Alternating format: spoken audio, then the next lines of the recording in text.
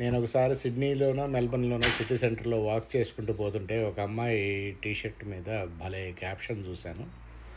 ఏమి రాసి ఉందంటే ద ఫ్యూచర్ ఈజ్ ఫీమేల్ అని రాసింది. అది ఇప్పుడు నిజంగానే జరుగుతుంది.